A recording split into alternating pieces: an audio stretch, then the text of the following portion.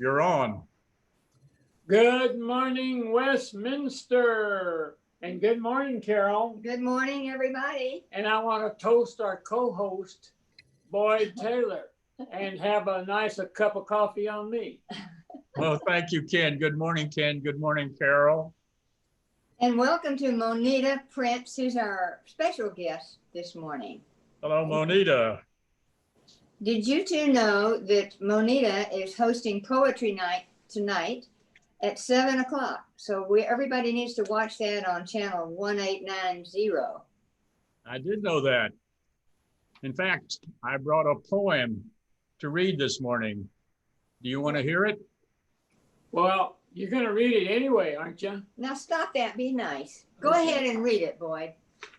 Thank you very much, Carol. It's haiku. Oh, good. It's haiku. Oh, at least it'll be short. Yeah, thank you. All right, here we go. 2 cups of coffee. Wake me up enough to ask, did I have coffee? Wow, that's fabulous. I can't believe you came up with that. That's wonderful. Was that your own poem? No, it was a man named Google. Oh, I've heard of him. And Quite a poet. but I'd like to get a little more poetry. Why don't we introduce our guest and get her going? Monita Prince, welcome. Thank you. Hello, Monita. Let's see here. Monita, I think since Boyd had an original, well, okay, Mr. Google's poem, but I think you have an original poem, don't you? I told you that I had one that was very, very old when I was in high school. Right, let's hear it. Didn't bring any of my regular poems to the table here. No, when I was in high school, and I think it was the last year, we had a teacher who I liked really very well, and she was a good English teacher, but she asked each of us to write a poem. And so I wrote my poem, and my poem was, and I don't remember all of it, but it said, what in thunderation is this thing we call inspiration? Poet's concentration tries to write a new creation. I in meditation, they went on and on. And the last line was, and throw it to a conflagration. That's a good one.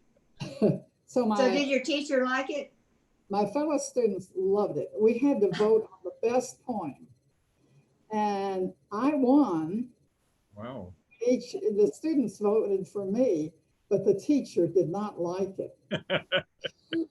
But that's always fun to shock your teachers, I think. Well, I did, and I It was a free election, so you won.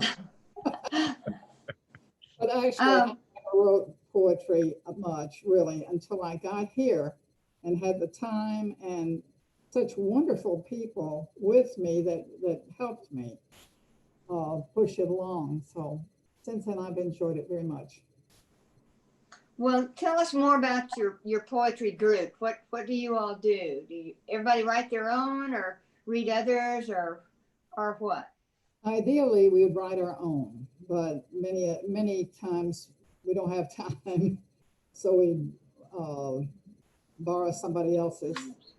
There's so many good poets that we can borrow from. And we meet on Thursday mornings. And now we're going by the Is this next? film. So she's doing that. And so the day before on Wednesday, we send them out an email and people can print them up and then we talk about it the next day. And it's working pretty well. We only had 3 people this morning though. That's the smallest we've ever had. Well, that sounds fun. I want to ask you something about your email address. It's very different from everybody else's who just have their own name up there or something. But what is this name on your address? It's my name. It's my name, Myung Suk. And that's what they call me. My name is Manita. Let's see. Well, Manita, so that's Myung Suk. And then Speaker was my last name, so they call me Sa. But then that's a family name. It's a very common family name. So my name is Sa Myung Suk. Okay. Well, I know a lot of people have wondered where that came from. We knew it was some interesting source. Yeah. So did you get that name? And when you and your husband Jack did some teaching in Korea, right? Right. When we first arrived, we went to Seoul and studied the language. And so my language teacher was the one that decided what my name was. And I had to learn the Chinese characters for it and the Korean writing for it, which is very easy. And I was set to go. Is Korean a difficult language to learn? Yes, it is. I would It think so. really is. And I can't say that I learned it all that well, but problem is you speak one way to people beneath you, one way to your buddies, one to people that are over you. And then when they get to God, the prayers are unbelievably different from anything else. How about writing? What kind of script do they use? They have an alphabet and it's very, very good. It's much better than what we have. In what ways? Well, there are no exceptions. Everything is regular. And back 500 years ago, the king decided that women ought to learn to read. Of course, they're not smart enough to understand the Chinese characters, but he wanted an alphabet. He had heard of the idea of alphabet. So he got a group of scholars together and they created this writing system. And a few women took to it, but it sort of sat on the shelf for years and years and years.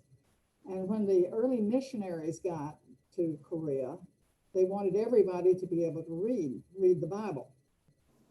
And so it really fanned out from there, everybody. Now the children always learn the Hangul, which is Korean alphabet. And then as they get older, they pick up the Chinese characters, but everybody learns Hangul. How long were you there? Well, we were in Daejeon, which is between Busan and Seoul, for 10 years. And then we were home for 6 years. And then we went back and we were in Seoul. And the college that we taught at in Daejeon and the college in Seoul united as a 2-campus university. And this was Wow. trying to help each other, you know, have an emphasis of science in one place and an emphasis of litters and some other subjects in the other place. And they didn't really get along too well. It lasted about 15 years and then they split up again, which was good. It worked out good. Good. And did you start a family there? I can't remember when you first had your daughter.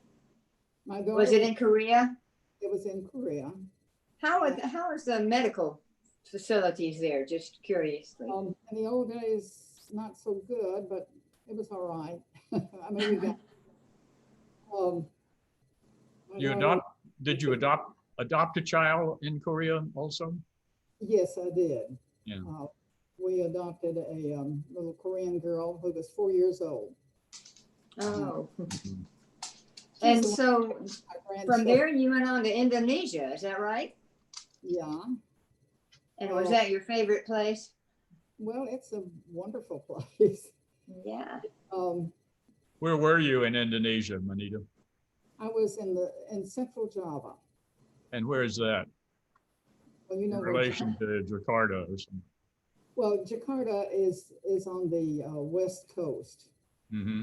We were in the middle, and we were up in the hills where, except for the hottest part of the day, it was fairly reasonable. It wasn't deadly hot like it had been, well, in Jakarta or up in, we were close to Semarang, which was on the coast. That was horribly hot. So Did you there's tell still, us something yesterday about a kindergarten class in your house? Way back in, when we were in Tajan, we had come to the States for furlough and then we went back. And our daughter was kindergarten age. Our little adopted girl wasn't quite, but we put her in anyway. Our neighborhood had a lot of professors that were teaching at the college where we were. And they wanted their children to have kindergarten. We were kind of out in the country. Now it's absolutely swallowed up by Tajan now. It's in the center of town. But at that time, there just wasn't anybody to run a kindergarten. And I had a student who had training, and her mother was a kindergarten teacher. So we put together a kindergarten. And we had Korean children. And then we had one Norwegian boy, and we had my two daughters. And for about 15 to 20 minutes a day, I did a little English with the two foreigners. Mm. But to this day, I think back on that time, it was so happy. It was so interesting. And this girl now she and her husband moved to Canada. They're up in Toronto. And I was to see her last month. Oh. My son-in-law's birthday was the 9th of September. And we were supposed to be there for his 60th birthday. And I had made plans to spend all day long with son Chetty, who's my friend. And we didn't get there. Oh, So- gosh. Yeah.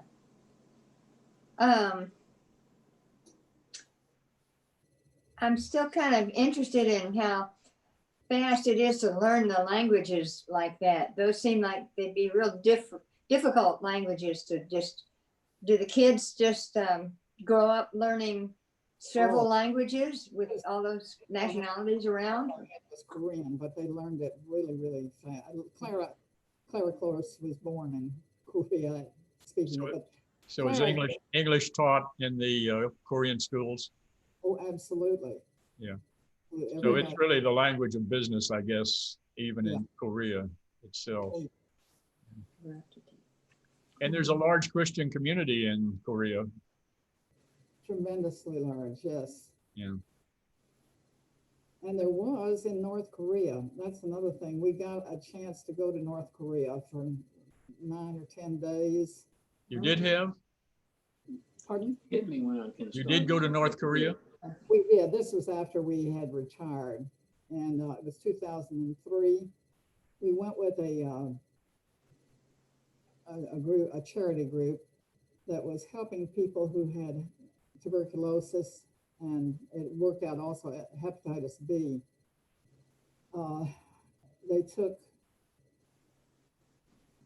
hothouse materials, made hothouses so that people could have vegetables at the hospitals, the rest homes where they stayed. They took, of course, medicines and blankets and electrical material. These rest homes were out sort of in the country, and they took solar pads to allow them to have electricity. Amazing work. I don't know how in the world they did it all these years. Hmm. And so we were there in North Korea, and it was quite an experience. Were you uncomfortable at all while you were there? Not really. Hmm. I mean, we were. Yeah. I mean, we- I meant One of- personally uncomfortable for your safety. No. no. But I couldn't get over the town of Pyongyang is very sophisticated looking. You don't have to go far into the boondocks to find it absolutely like it was in South Korea back in the time when we first went there in 1957. Did they let you see that part of the country? Oh yeah, that's where the rest homes were Hmm. that we visited, and it was something I couldn't get over. Yeah. How poor and you know, they had so many diseases. Monita, you must have done a great job, because I just saw some statistics in South Korea has one of the highest education standards of any country in the world. Yes, and that is because of their Confucian tradition. And, you know, Japan conquered Korea and ran it from 1910. So they didn't have really control over their educational system. And when finally the Japanese were thrown out after World War II, they were interested in education. They'd do anything to get their schools going, to open colleges. It was a prime time to open colleges when we went there in 1957. Actually, the school opened 1956. You would not believe how much they relied on education. That was the key to it all. And I feel like, I tell my friends in Korea, I feel like a shior boogie when I go to Korea. That means country bumpkin, Yeah. because they are so sophisticated. It's unbelievable. Every way. Well, they've done an amazing job. I'm proud of them. And they have a better record on the coronavirus than we do. Yeah. Well, Monita, we're delighted that you would join us on the program. We know a lot of people here know you because of your poetry work, but they may not know about your educational work. And just great to have you be with you, be a fellow Westminster inmate with you. Thank you so much. I've enjoyed it. Thank you. Thank you, Monita. We enjoyed having you. Yeah, we Right. did. Thank you so much, Monita. Bye-bye. Well, Boyd, what else is going on this week?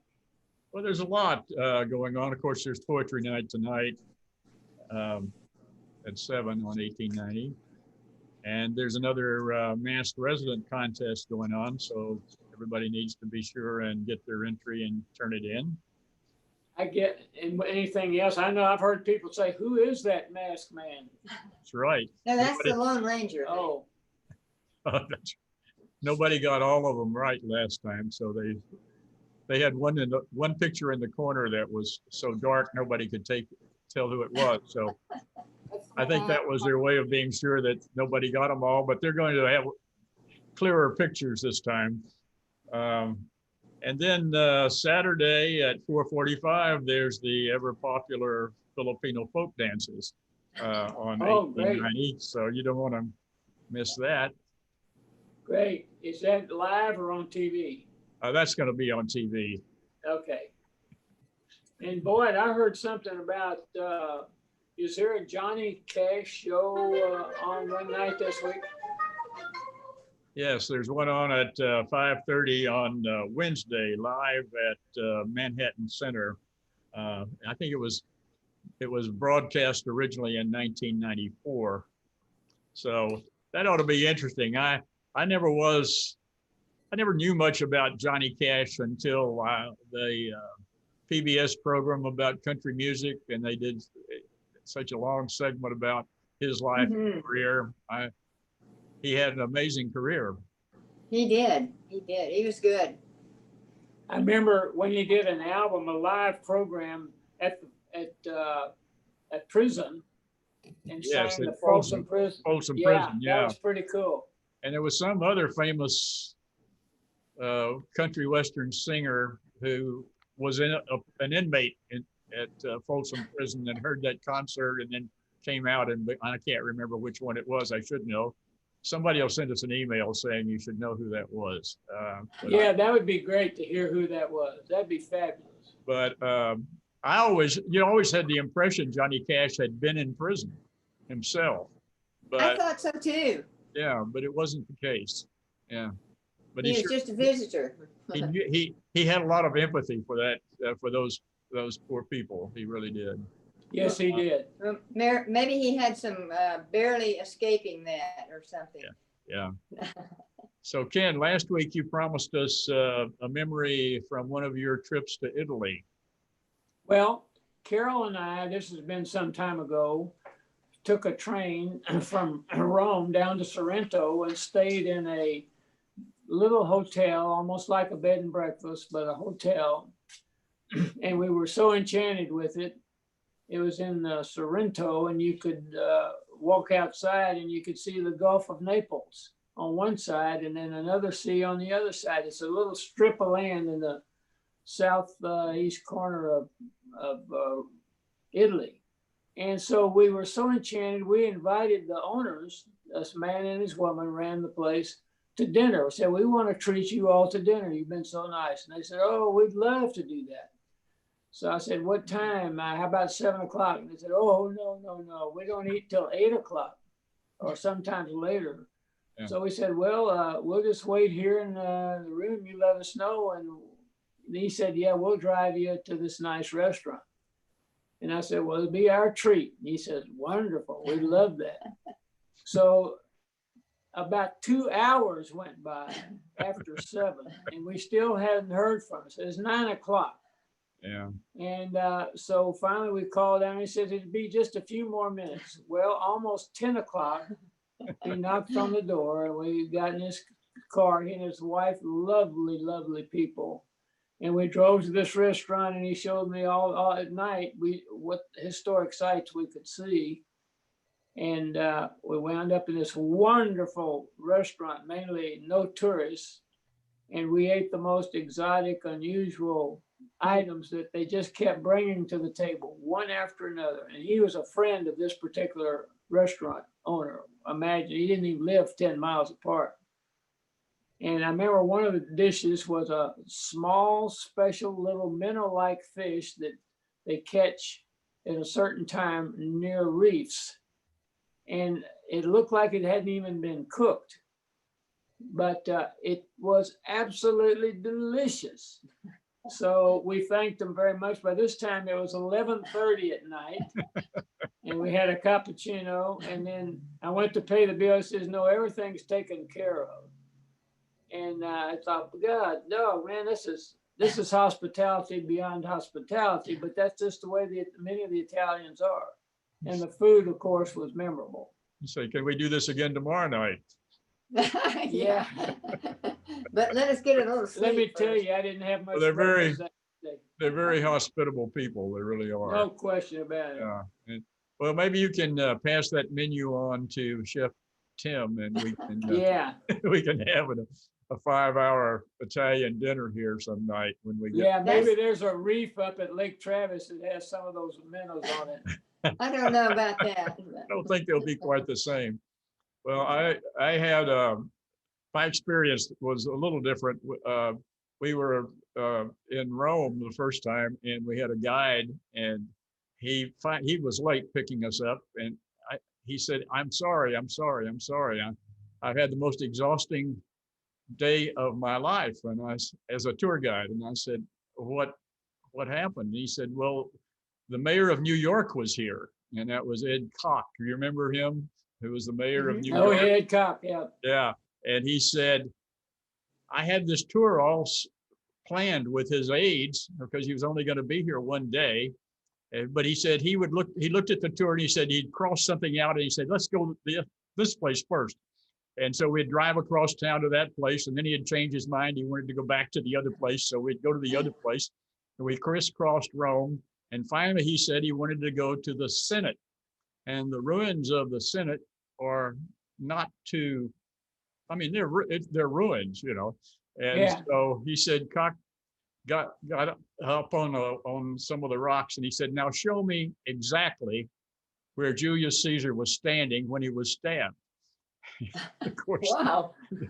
that was in 60 AD or something like that. And so the guide said, Wow. he said, "Mr. Mayor, just move about 12 inches to your right, and you'll be at exactly the same spot." Wow. And it pleased him. so, Oh, so that was his most exhausting day as a tour guide. So I can oh my understand that. goodness. I guess that's Hey, about, Boyd, yes. before we leave here, I want to be sure and remind everybody about sending in your check for the Resident Appreciation Fund. We have coming, that'll be going on from now to Christmas, but the sooner they get the checks in, the better it looks. So these people deserve it, and let's all remember to do that. Well, let's do, and we're off to a good start. And the campaign, I think, runs through the end of November, first Okay. week in December. And who's our guest next week, Carol? Our guest next week is Jill Losey, and she happens to be in charge of the fund. So I'm sure we'll hear a little bit more about it from She'll Jill, give us as a well as a report. lot of others. Yeah, well, I'm looking forward to that. So thank you again, Monita, for being with us today. We appreciate it very much. And all you viewers out there, thank you for watching. Keep those emails coming. There may be a survey in your box pretty soon. Please fill out about the performances on channel 1890 by Westminster residents. We'd like to hear what you think and turn those surveys in. We want your ideas. Then please tune in next Monday at 8:30 here on 1890. And above all, stay safe and stay well. Goodbye, Monita. Goodbye, Carol. Goodbye, Ken. Goodbye. Goodbye, Monita, and goodbye, Boyd. Thank you so much.